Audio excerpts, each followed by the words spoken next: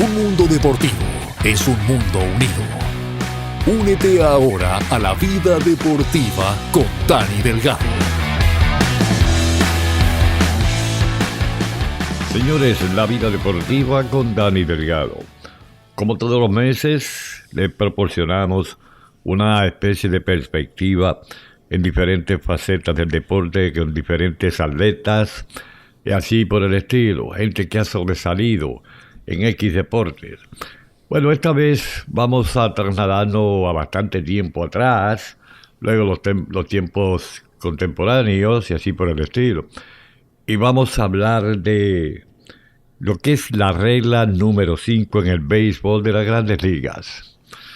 Bueno, como ustedes saben, la regla número 5, y para los que no saben, ¿verdad?, que vayan entendiendo esto, la regla número 5 es como una regla que especifica bien claro que si hay algún equipo en las Grandes Ligas que tiene un jugador que se ve que tiene habilidades, que va a ser muy buen jugador, pero no está en el roster de los 40 jugadores, o sea, no está protegido por el equipo, entonces tiene que ponerlo en la ruta, en la regla número 5, lo que indica que hasta el puesto en la regla número 5,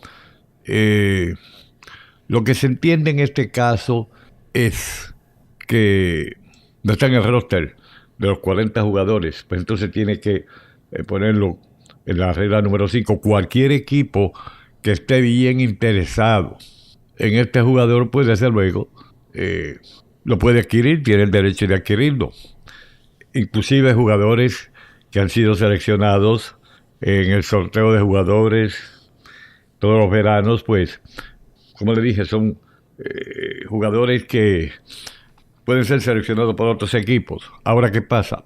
El equipo que los seleccione tiene que ponerlo en el roster de 40 jugadores, porque si no lo protege en el roster de 40 jugadores, lo seleccionó, le tocó a ese equipo, pero entonces al no tenerlo protegido, pues lo va a perder y tiene que devolverlo al equipo del cual él lo adquirió. Bueno, vamos a hablar de por lo menos 20 de ellos, que fueron muy significantes, adquiridos en la regla número 5 y fueron tremendos jugadores. Fíjese el caso. Vamos a comenzar con Roberto Clemente, porque imagínense, todo el mundo sabe la historia del gran Roberto Clemente, ¿verdad? Ya ha fallecido. Bueno, como dije, esta regla 5 pues se celebra todos los años en las reuniones de invierno, entonces y ahí se sabe más o menos jugadores que podrían permanecer en el equipo, pero jugadores que podían cambiar rápidamente a otro equipo por no ser protegidos por el equipo que lo tiene. Y al no ser protegido, como dije, pues cualquier equipo le interesa y puede luchar por los derechos de adquirir ese jugador y lo adquiere, pero si ese equipo que lo adquirió, ya le dije, si no tiene un lugar en el roster para 40 jugadores para él, entonces tiene que devolverlo al equipo del cual lo escribió.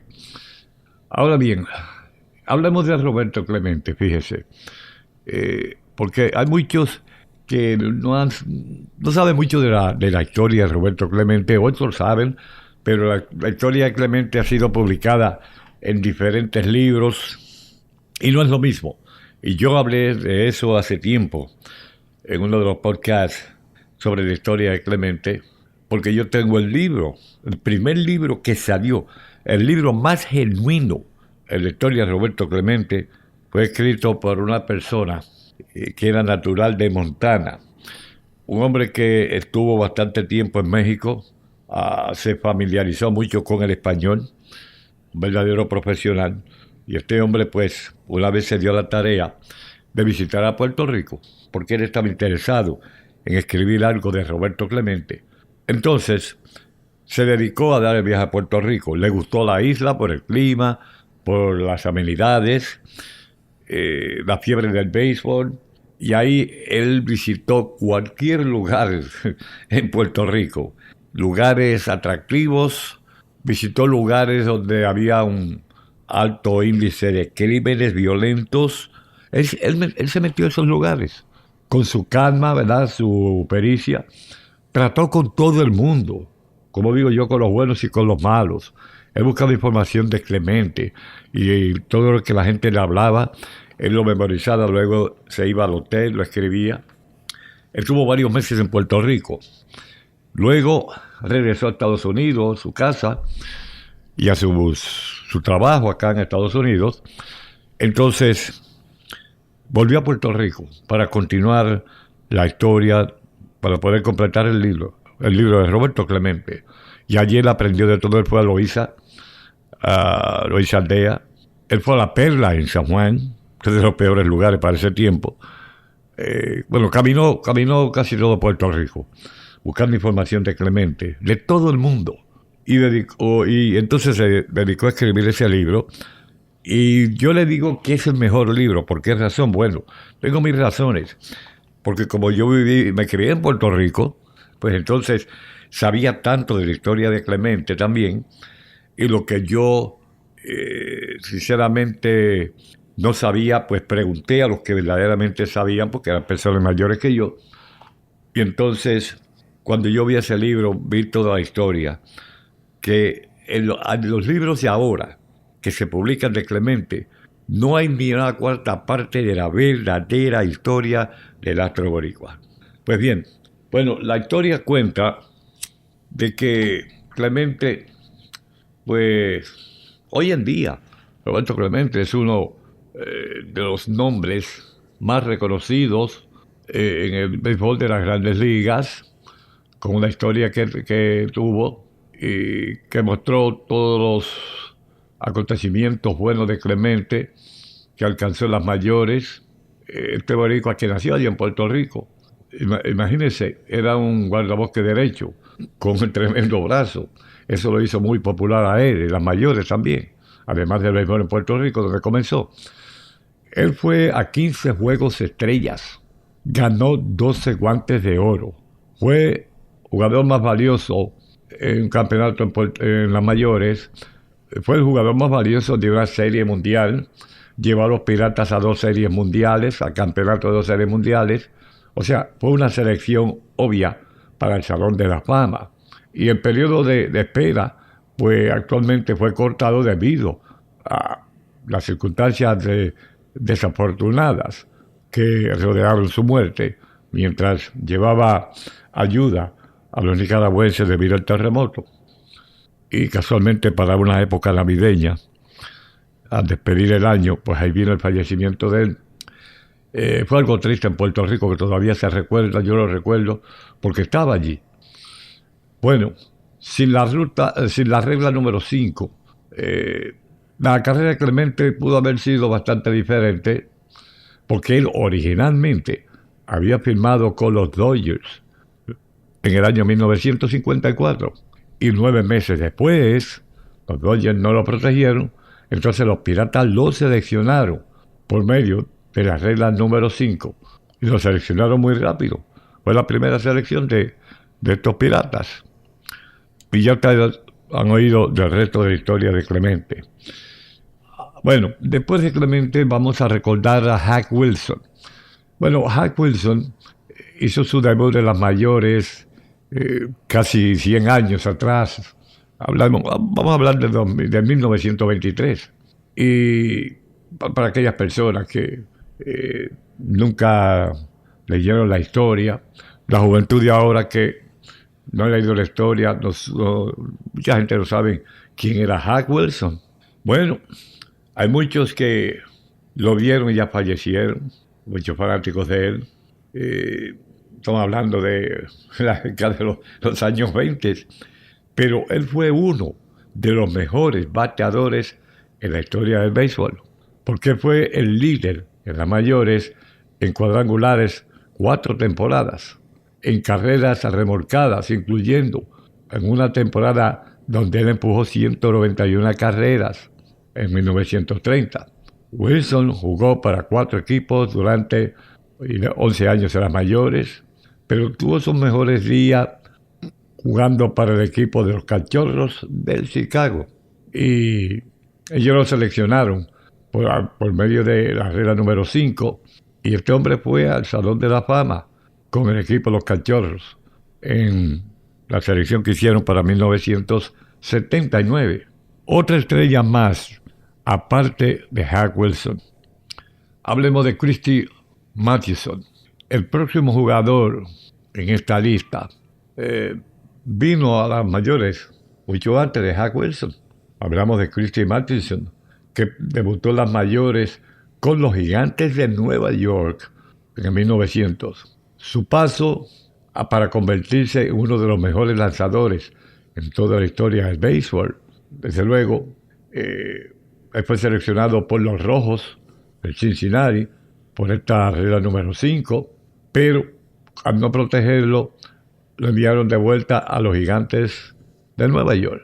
El lanzador derecho llegó a ganar 2 series mundiales, además lanzó 2 no-hitters, si vamos a buscar todos los logros que obtuvo, las mayores, y entró al Salón de la Fama en el 1936 en el primer ballot. Enseguida que lo inscribieron, lo seleccionaron, entró al Salón de la Fama. José Bautista. Hay muchos que sí saben de la historia de Bautista. El guardabosque Bautista estuvo 14 años en las Grandes Ligas. Estuvo como en muchos momentos extravagantes en las mayores. Él fue el centro de muchos momentos. La mayoría de esto fue con el equipo de Toronto. Siendo un miembro de los Azulejos, Bautista cualificó para jugar en el Juego de Estrellas en 6 ocasiones. Ganó 3 trofeos como Silver Slugger. Además fue el líder de las mayores en cuadrangulares 2 veces. Finalizó su carrera en el 2018 con 344 cuadrangulares, 975 carreras empujadas. Pero mucho antes de él convertirse en una estrella, Bautista era como un jugador promedio, considerado como un jugador promedio por todos los escritores. Cuando militó bajo la regla 5 con los Orioles de Baltimore, que lo adquirieron en el año 2003. Luego, pues, estuvo la mayor parte del 2004 saltando de un equipo para otro. Estuvo poquito tiempo en una temporada con los Orioles de Baltimore, con los Reales del Kansas City, los Devil Rays de Tampa, los Mets de Nueva York, y luego lo enviaron de vuelta a los Piratas del Pittsburgh.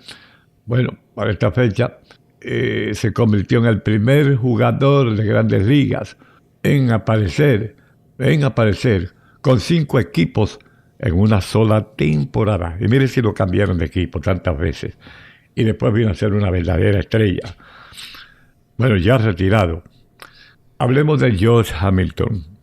Este tuvo muchos tropiezos en su carrera como pelotero de las mayores. El equipo Tampa Bay Devil Rays, ellos lo seleccionaron como la primera selección en el año 1999 en el draft, el sorteo de jugadores. Pero, desafortunadamente, los demonios personales lo persiguieron y, le pusieron tropiezos en su carrera jugando con el equipo de Tampa. Hamilton falló en varias ocasiones las pruebas de drogas cuando militaba en las menores y como resultado recibió múltiples suspensiones de la liga. Su carrera pues aparecía como que ya estaba casi terminada antes de comenzar en las mayores. Ahí estuvo después fuera del béisbol por, diríamos, poco más de 3 años, pero en el año 2006 hizo un intento de regresar al béisbol de las mayores, pero entonces los Reyes de Tampa lo dejaron fuera del roster de los 40 jugadores, o sea, no lo protegieron antes de llevarse a cabo el sorteo de la regla 5 para diciembre. Bueno, esto fue como una sorpresa. Cuando los Cachorros de Chicago entonces lo seleccionaron, y inmediatamente que lo seleccionaron lo mandaron a los Rojos del Cincinnati. Y ahí fue con los Rojos del Cincinnati que él se convirtió en el pelotero que fue. Sucesos humanitarios. Él tiene una larga historia de esto. Pero se convirtió en una verdadera estrella la siguiente temporada con los Rancheros del Texas. Y antes de que terminara su carrera, Hamilton jugó en 5 Juegos de Estrellas, ganó un título de bateo, ganó un título de carreras empujadas y fue jugador más valioso de la temporada del 2010. Entonces los Rancheros lo pusieron a él en el Salón de la Fama de estos en el año 2019. Johan Santana, el zurdo Johan Santana, ganó 2 premios Cy Young, fue 4 veces al Juego de Estrellas, lanzó el primer no-hitter en la historia de los Mets de Nueva York en el 2012, pero antes de ser un nombre bien reconocido, Santana estuvo con los Astros de Houston, el sistema de los Astros de Houston, como guardabosque central. Houston decidió convertirlo a él en un lanzador a tiempo completo para la temporada de 1999. Esto fue una clase de movida que a él no le gustó para ese tiempo, pero después de esa temporada los Astros lo dejaron sin protección. Entonces entró la regla número 5 y ahí fue seleccionado por los Marlins. Entonces los Marlins hicieron un negocio ahí con los Mellizos de Minnesota inmediatamente y lo enviaron a Minnesota. Y el resto es historia, porque Johan Santana ha sido uno de los mejores lanzadores zurdos en las mayores, con todo lo que pasó en su vida. Muy bien, hablemos ahora de Ryan Pressly. Fíjense, Ryan Pressly fue uno de los mejores relevistas en la historia del béisbol. 2 veces al Juego de Estrellas como cerrador, ganó series mundiales con Houston, pero mucho antes de emerger como el lanzador dominante que fue en los innings finales, pues siendo relevista, Pressly estaba con la organización de los Rojos de Cincinnati, fue seleccionado por el equipo de Boston, o sea, del equipo de Boston, por los Mellizos de Minnesota en el año 2012, la regla número 5. Estuvo 5 años, 5 años y después la mitad de otra temporada como un buen relevista en Minnesota. Pero entonces lo movieron a Houston para la mitad de la temporada de 2018. Y ahora anunció su retiro, pero es uno de los mejores cerradores que ha tenido el béisbol. El Bobby Bo, ¿se acuerdan de Bobby Bonilla? Bobby Bonilla fue uno de los jugadores más polarizados en su era. Bateador ambidextro, tenía una personalidad de mucho colorido, jugó con 8 equipos diferentes en las mayores, hablemos de 1986 al 2001. El comienzo de su carrera fue como, no sé, presentaba como un reto, particularmente para un jugador tan joven. Cuando era jugador de las menores de los Piratas del Piso, él fue seleccionado por los Medias Blancas en el sorteo de la regla número 5, luego fue cambiado de vuelta a los Piratas, pocos meses después, porque no lo protegieron. Y cuando terminó la carrera de Bobby Bonilla, imagínense, terminó con sobre 2,000 imparables en toda su carrera, bateó 287 jonrones, empujó 1,200 carreras, y los fanáticos jóvenes pueden recordar su nombre todo el tiempo por la perspectiva que tenía este jugador en su contrato con los Mets de Nueva York, que todavía a estas alturas le están pagando a él $2 millones por año, sin jugar con ellos y con nadie, porque la última vez que él jugó con los Mets fue en el año 1999. Pero ¿qué pasa? En su contrato los Mets no querían cambiarlo, pero no le daban oportunidad. Entonces lo tenían como maniatado. Y llegó un momento de que las grandes ligas dijeron, no, esto no va más. Si ustedes no le van a dar la libertad a él, pues entonces tienen que sentarse a hablar de un nuevo negocio con él. El negocio es que él dijo, bueno, pues me voy a retirar. No voy a jugar con los Mets, no voy a jugar con nadie. Pues me voy a retirar. Pero se obligó a los Mets a establecer un contrato, aunque ellos no lo querían, de que como no iba a jugar con nadie y estaba bajo contrato con los Mets, y los Mets no querían hacer ningún cambio ni nada con él, y no le daba mucha oportunidad, pues entonces decidieron que los Mets iba a salir del béisbol, pero los Mets tienen que pagarle $2 millones todos los años. Me imagino que hasta que él cumpla 73 años, van a tener que estarle pagando esos $2 millones, aunque no juegue con los Mets, aunque no juegue con nadie. Pero eso fue lo que sucedió por los Mets haber trabajado como plasmar con él. George Bell. George Bell es uno de los jugadores más notables en toda la historia de los Azulejos de Toronto, pero su carrera pudo haber tomado como una especie de otro ritmo, otro camino. Este jugador que nació en la Dominicana, Guardabosque, originalmente fue firmado por los Phillies en el 1978, pero los Phillies tenían que considerarlo a él como uno de los que perdieron, sí, porque ellos lo dejaron sin protección y bajo la regla 5, entonces alguien se iba a interesar, desde luego, porque era buen jugador. Entonces fue Toronto quien se lo quitó de las manos a los Phillies. Y ahí en Toronto se convirtió en una estrella. Y casualmente fue al Juego de Estrellas en 3 ocasiones. Fue jugador más valioso de la Liga Americana. Empujó sobre 1000 carreras en las mayores.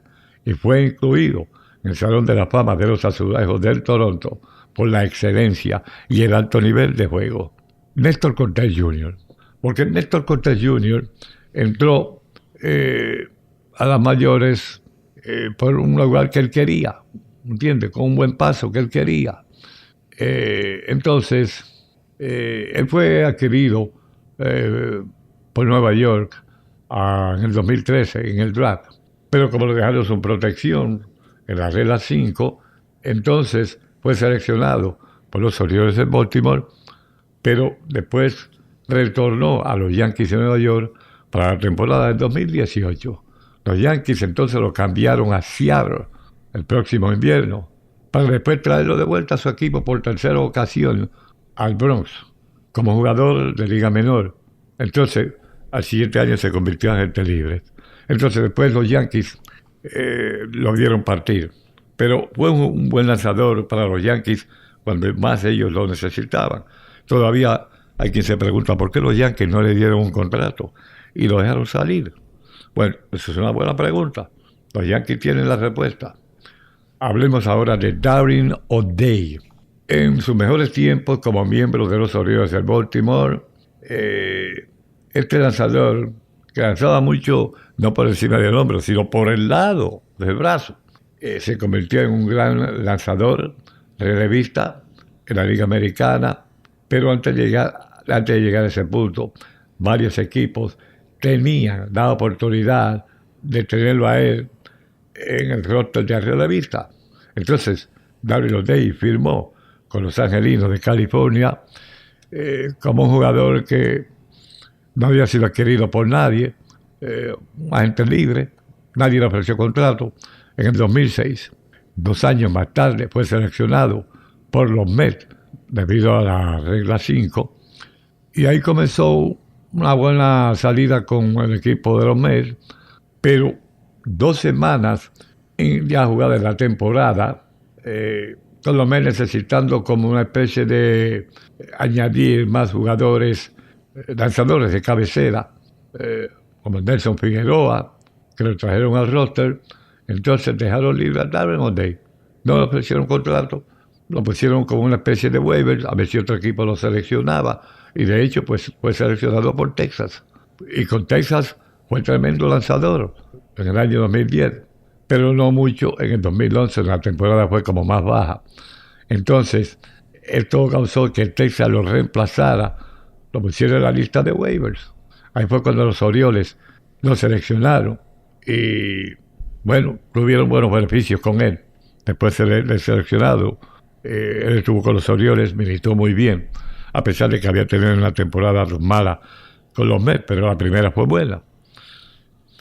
Bueno, después de este jugador, pues vamos a hablar de Dan Ogland, muchos lo recuerdan.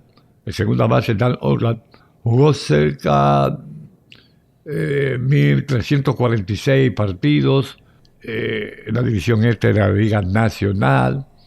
Bueno, vamos a decir que jugó todos los partidos, 1.346 en el este de la Nacional. Comenzó con los Marlins, luego los Bravos de Atlanta, antes de finalizar su carrera con el equipo de Washington. Pero, claro, él necesitó como una especie de tiempo libre o lo que le llaman un break para convertirse en el jugador que fue, que en sus años finales fue cuando realmente se convirtió en una verdadera estrella del béisbol. Porque a la edad de 25 años, con los Diamondbacks de Arizona, Oakland pues no estuvo muy cerca de una promoción a las mayores, pero los Marlins dominaban muy de cerca y decidieron vamos a apostar con él. Lo seleccionan en la regla 5 y ahí fue cuando el hombre comenzó de verdad a mejorar su carrera en las mayores. Este es un producto de la Universidad de Memphis y llegó a conectar 30 jonrones o más 2 veces en la Liga Nacional. Y de hecho fue seleccionado a Juego de Estrellas también en 3 ocasiones. ¿Se acuerdan ustedes de Joaquín Soria? Como un jugador de liga menor con los Padres de San Diego, Joaquín Soria tenía muchas aspiraciones de convertirse verdaderamente en lo que llaman un cerrador, más o menos como el Trevor Hoffman de los Padres. Mientras esto no sucedió para él, al sur de California, Soria, bueno, tomó, no sé, como una especie de ventaja, aprovechó una oportunidad que le dieron y se presentó con los Reales de Kansas City al campo de entrenamiento para la temporada del 2006. Bajo la regla 5, Soria se convirtió en el cerrador del equipo de los Reales, siendo todavía un novato. Y por bastante tiempo fue muy bueno, tal y como los demás en la Liga Americana, tan bueno como los demás. El derecho llegó al Juego de Estrella en 2 ocasiones, mientras llegó a lanzar para otros equipos. Él terminó su carrera tercero en la historia de los Reales con juegos salvados, un total de 162 juegos salvados. Odubel Herrera. Bueno, Odubel Herrera, su carrera pues llegó como a un final que no fue muy bueno. Claro, no hay que olvidar que de hecho fue uno de los mejores jugadores en la regla número 5 que adquirieron los Phillies en esta historia. Claro, no era Shane Victorino, porque fue mejor que los Phillies recogieron en esa regla 5. Pero Odubel Herrera salió del sistema de los Rancheros de Texas para la temporada del 2014 e inmediatamente se convirtió en pelotero regular del Jardín Central en la ciudad del amor fraterno con los Phillies. Herrera estuvo 7 temporadas muy productivas en Filadelfia, pero esto lo dejaron libres en un verano, culminando, ¿verdad?, sus actuaciones. Y él tuvo un caso de violencia doméstica y sinceramente esto acabó con la carrera de Odubel Herrera. Los Phillies lo dejaron libres, no se mencionó más a Odubel Herrera por este caso de violencia doméstica, y los Phillies decidieron pues no vamos a manchar al equipo, hay que salir de él, a pesar de lo bueno que fue, pero decidieron salir de él. Fue un caso feo en los tribunales para él, el cual perdió, y ahí terminó la historia de él en las mayores. El pelotero más cotizado, mejor cotizado en la regla número 5 para los Phillies fue Shane Victorino, porque Victorino fue otro jardinero central, el llamado Flying Hawaiian, que era rapidísimo en las bases. Fue seleccionado por los Phillies en la regla 5.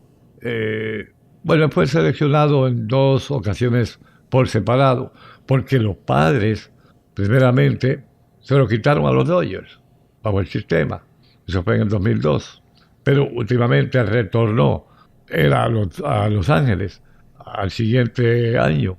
Entonces los Phillies lo seleccionaron 2 años más tarde, y en esta ocasión pues se quedó sereno con el equipo de los Phillies, y la carrera de Shane Victorino fue algo sensacional.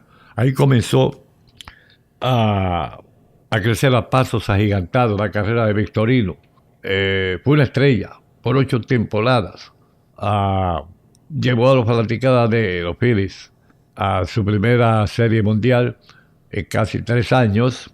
Entonces luego vuelve y gana con los Medias Rojas de Boston en la temporada del 2013, pero jugó 8 años con los Phillies. Fue verdaderamente una estrella Shane Victorino, de los mejores jugadores que los Phillies han tenido en el roster, y que conste que llega a los Phillies a través de la regla número 5. Pero los Phillies lo protegieron rápidamente porque ellos sabían lo que habían traído ahí. Hablemos de Mike Morgan, el derecho Mike Morgan, uno de 29 jugadores de las grandes ligas en aparecer en un partido en 4 décadas diferentes. Fíjense, comenzó su carrera con los Atléticos en 1978, finalizó en el 2002 con los Diamondbacks de Arizona.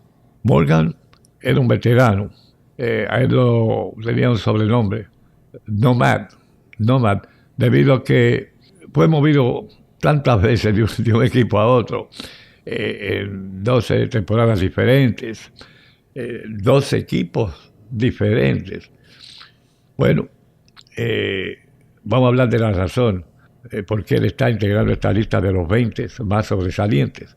Y es porque después de lanzar parte de 2 temporadas con Oakland, estamos hablando para tal de la época de los 70, Morgan no volvió a aparecer en las mayores, pero en 1980 y 1981 salió a relucir una vez más, esta vez con los Yankees, para la temporada de 1982.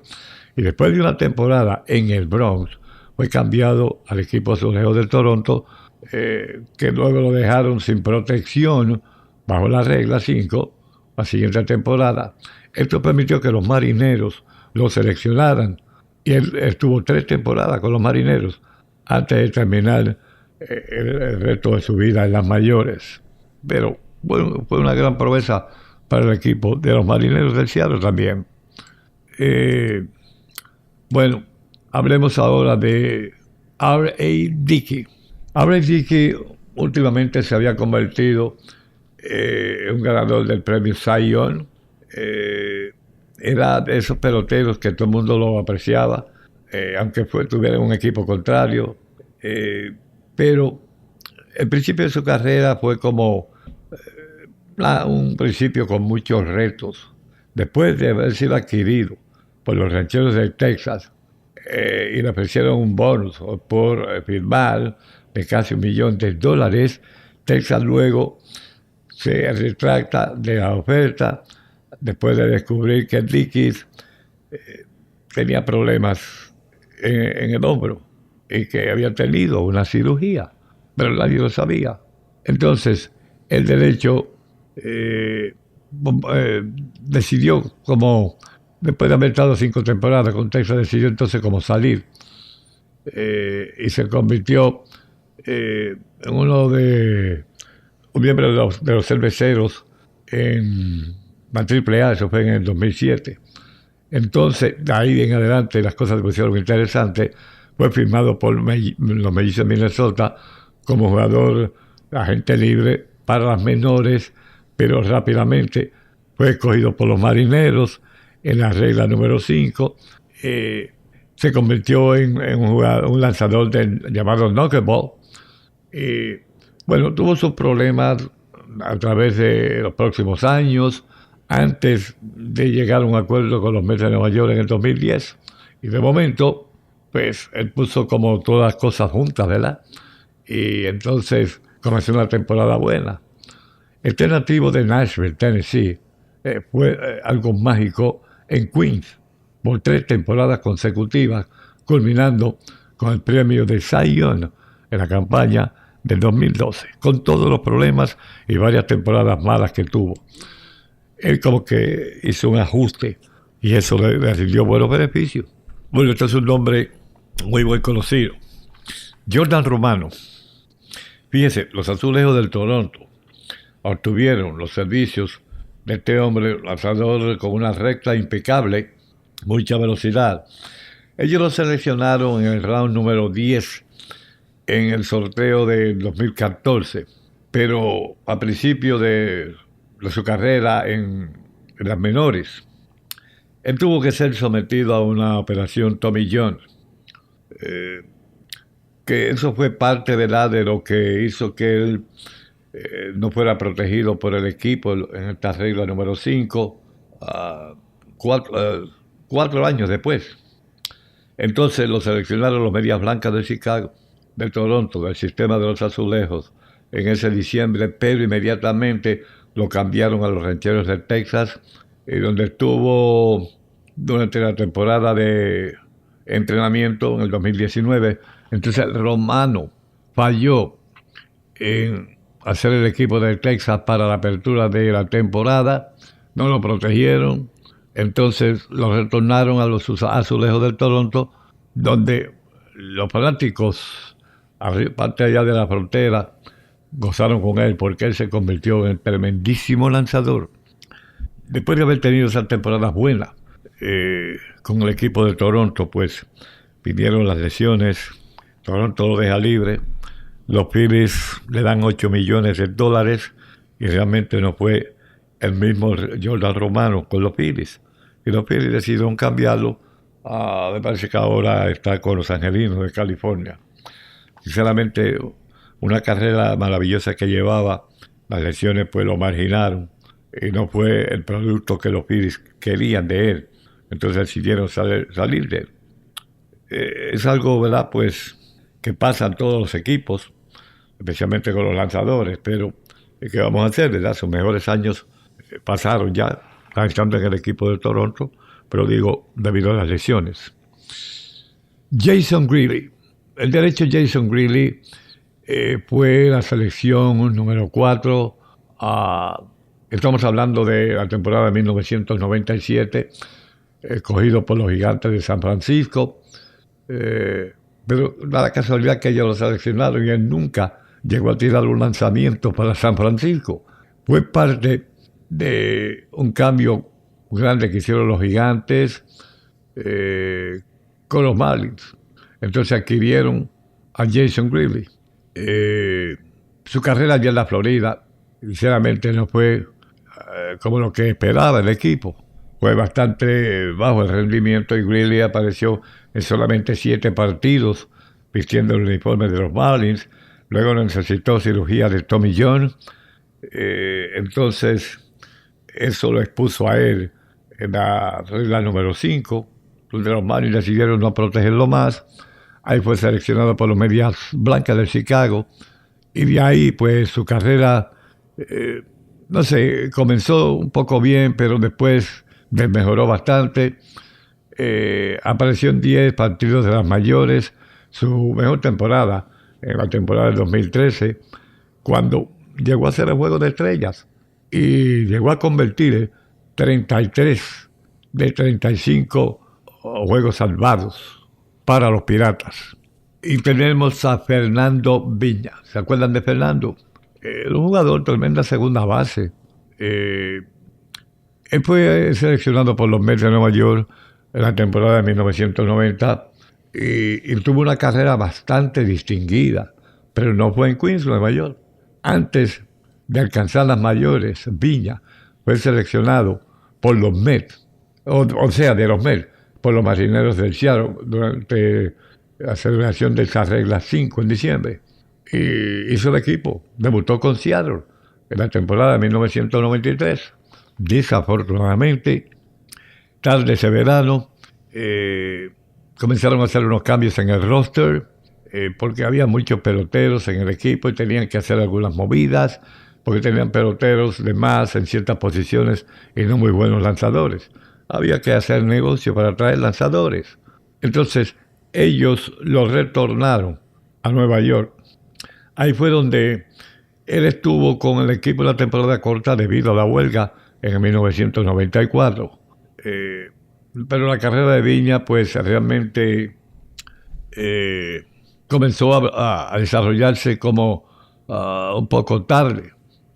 Entonces tuvo 4 temporadas con Milwaukee, incluyendo una temporada cuando fue al Juego de Estrellas en 1998, antes de moverse a los Cardenales de San Luis, donde era muy poco conocido. Este muchacho, que era un producto de la Universidad de Arizona State, ganó 2 guantes de oro con los Cardenales, se retiró en el año 2004, con un promedio de por vida de bateo de 2.82, promedio de envase de 3.48 y un slugging de 3.79. Gran jugador, pero a veces como que la suerte no los acompañaba. Pero era tremenda segunda base. Su defensa era muy, muy, muy buena. Bueno, mi gente, tienen una idea de 20 jugadores que todavía todo el mundo recuerda. Fueron de tantos jugadores que han incluido en la regla número 5. Estos 20 sobresalen. Como dije, muchos de ellos, y como le expliqué ahí, tuvieron sus comienzos malos, no fueron protegidos. Sin embargo, de la noche a la mañana despertaron, se reajustaron, ¿entiendes? Y tuvieron magníficas temporadas. Otros fueron plagados por las lesiones. Los equipos no tuvieron la paciencia, los perdieron, y después le hizo falta a muchos equipos, porque después que muchos de ellos salieron de esas lesiones, que estuvieron saludables, pues fueron como otra clase de jugadores.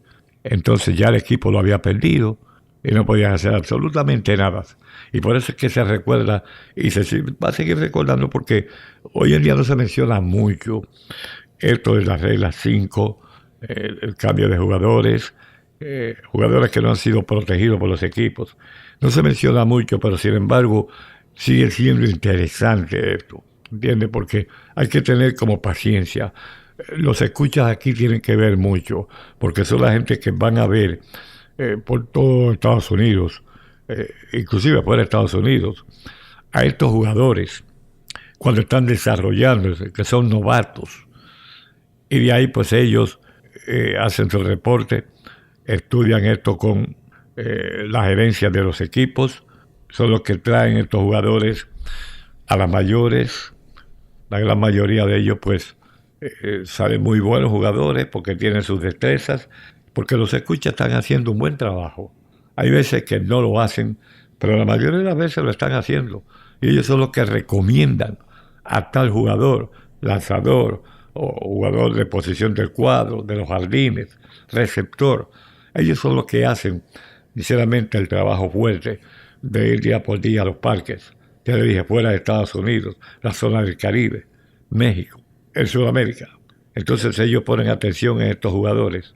Ellos tienen mucho trabajo que hacer. Ellos tienen que llevar números para saber cómo va desarrollándose este jugador. Entonces, ahí ellos vienen, retornan a Estados Unidos, se sientan a conferenciar con la gerencia de los equipos, con los propietarios, el presidente de operaciones del béisbol de cada equipo hace la recomendación y el equipo decide si lo reclama en la regla número 5. Y ya le expliqué, 20 de ellos, de tantos que han estado en la regla 5, 20 de ellos se mencionan porque fueron los mejores negocios que se pudieron hacer. Muy bien, hasta la próxima ocasión, que volveremos a dar un viaje por el pasado. Hay muchas cosas de qué hablar.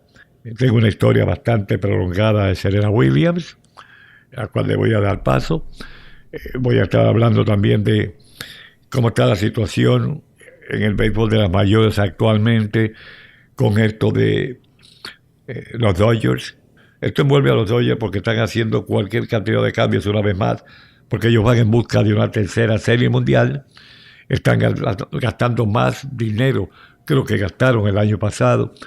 Y hay infinidad de preguntas. ¿Qué iba a pasar con estos Dodgers? Vamos a hablar de si es que viene la huelga en la temporada del 2027. Vamos a hablar qué pasará con los Dodgers. ¿Dónde irán a parar estos peloteros? La situación de los Dodgers y los jugadores de béisbol en Japón son cosas muy interesantes que la gente quiere saber. Hay muchas preguntas que todavía no se reciben respuestas, pero la principal es ¿qué va a pasar con los Dodgers? ¿En qué camino van los Dodgers? ¿Será bueno? ¿Será malo? Hay protestas de otros equipos.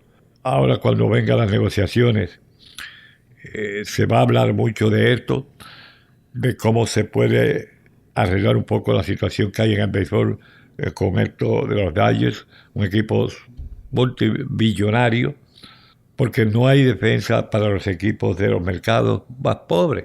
Y por eso es que viene la protesta. Yo les dije a ustedes anteriormente que el primero que salió a protestar fue el dueño de los Rockies de Colorado. Ahora son otros propietarios los que han seguido protestando y esperando que Major League Baseball tome una decisión si va a venir el tope de salario o no.